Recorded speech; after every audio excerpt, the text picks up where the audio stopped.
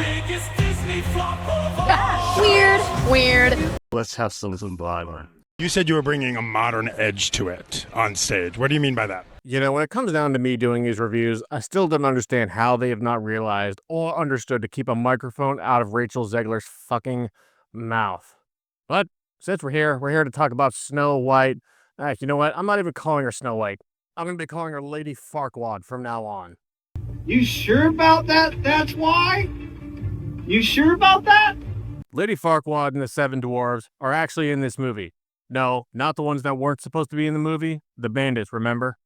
Wrong. Oh, but these are not dwarves. These are bandits indeed. But we're going to get to that in a minute. Lady Farquaad and the Seven Dwarves take place when she's little Farquaad and Daddy Farquaad because Mama Farquaad died.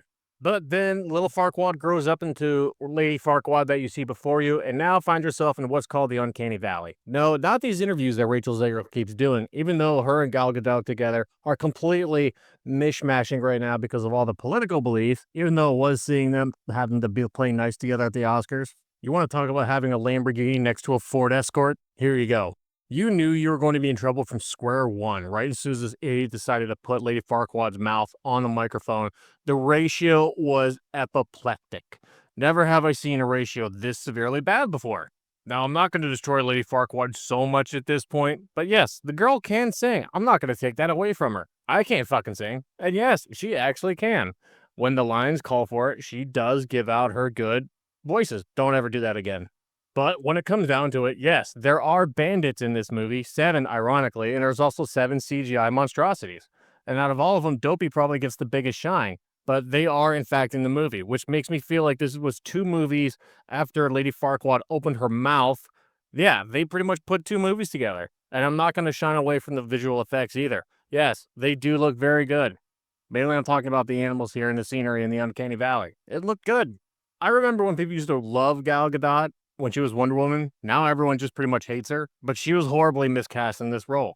Yes, you are aware that you're supposed to be uglier than Lady Farquaad. Yes, Gal Gadot does the best with what she has, but that's not even saying much at this point.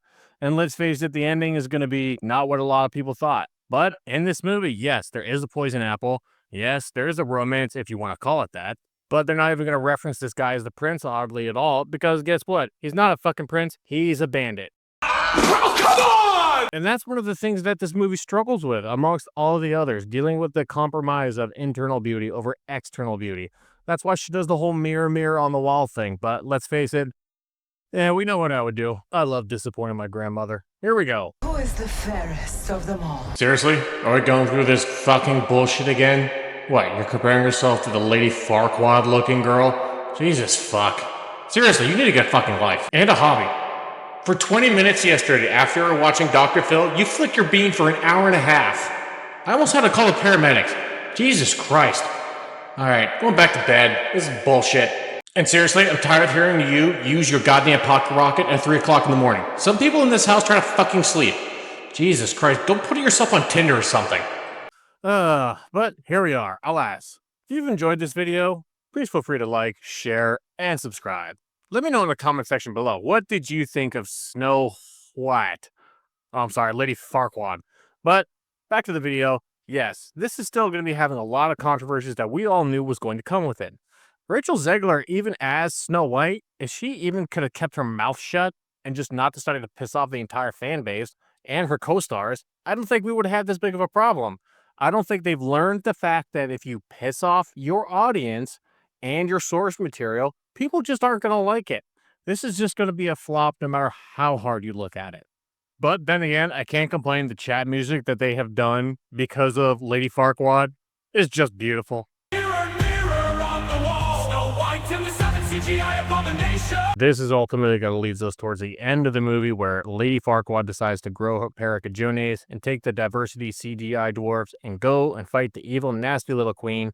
And ultimately, one of them does get a little bit of shine when they shoot a glass little dagger out of her hand.